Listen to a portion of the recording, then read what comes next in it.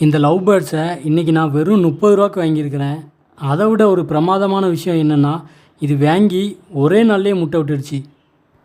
எப்படி இவ்வளோ கம்மியான ப்ரைஸில் இந்த லவ் பேர்ட்ஸை வாங்கினேன், அதுபோக எப்படி உடனே முட்டை விட வச்சேன் அப்படிங்கிற ஒரு ப்ரீடிங் டிப்ஸு அதை தான் அந்த வீடியோவில் நான் சொல்லித்தர போகிறேன். நீங்கள் இன்னும் நம்ம சேனலை சப்ஸ்கிரைப் பண்ணலன்னா சப்ஸ்கிரைப் மட்டும் பண்ணி வச்சுருங்க.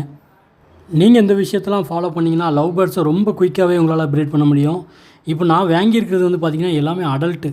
எனக்கு புதுசாக லவ் பேர்ட்ஸ் வாங்குற எல்லாருமே சொல்கிறது வந்து நம்மக்கிட்ட ரெக்கமெண்ட் பண்ணுறது ரொம்ப எங்கே எடுங்க அப்போ தான் நல்லாயிருக்கும், வயசானது எடுத்திங்கன்னா உங்களுக்கு சீக்கிரத்தில் செத்து போயிடும் அப்படி இப்படின்ட்டு உங்களை எங்கே தான் உங்கள் மேலே உங்கள் தலையில் கெட்ட பார்ப்பாங்க.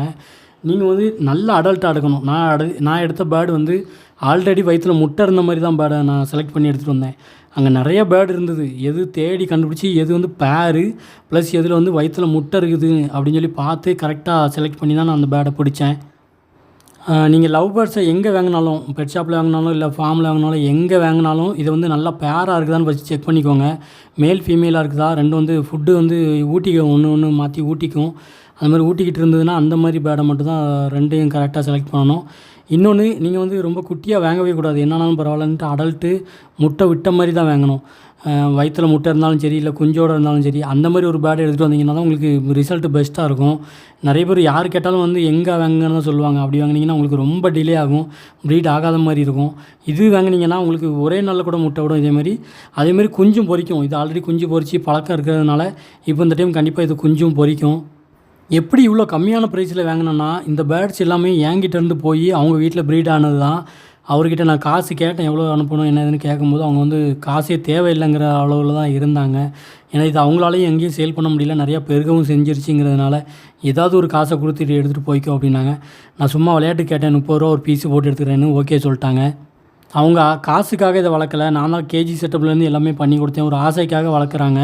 அதனால் வந்து அவங்க ப்ரீட் ஆனதெல்லாம் நிறைய சும்மா தான் ரிலேஷன்ஸ்கிட்டலாம் கொடுத்தாங்க. நான் கேட்கும்போது என்கிட்டயும் சும்மா தான் ஆக்சுவலாக கேட்டாங்க. நம்ம சும்மா எடுக்கிறதுக்கு எனக்கு விருப்பம் இல்லை, அதனால் ஒரு சின்ன அமௌண்ட்டாக கொடுத்து நான் வாங்கிட்டு வந்திருக்கிறேன். உங்களுக்கு யாருக்காவது லவ் பேர்ட்ஸ் தேவைன்னா கூட அரக்கோணம் சரௌண்டிங்கில் இருந்தீங்கன்னா மட்டும் என்னை காண்டாக்ட் பண்ணுங்கள். என்னோடய நம்பர் வந்து நான் டிஸ்கிரிப்ஷனில் கொடுத்துருக்குறேன்.